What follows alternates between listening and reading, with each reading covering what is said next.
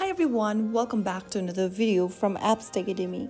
Today in this video, we are going to be learning how to enable push notifications in your eBay application using your mobile device.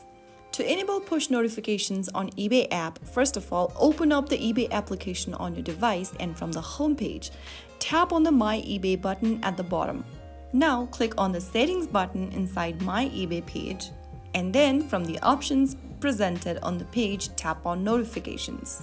Now toggle on the button right next to all push notifications and then click on Settings in the pop-up. This will now take you to your device's Settings menu, from where you can simply tap on Notifications and toggle on the button right next to Allow Notification. You can now get back to the eBay app, and after turning these options on, you will receive push notifications for order updates, bids and offers, messages, saved searches, promotions, etc. That is how you enable push notifications on the eBay app.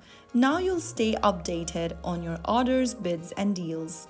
If you found the video helpful, don't forget to like, share and subscribe to the channel for more eBay tutorials. I'll see you in the next video. Stay tuned till then.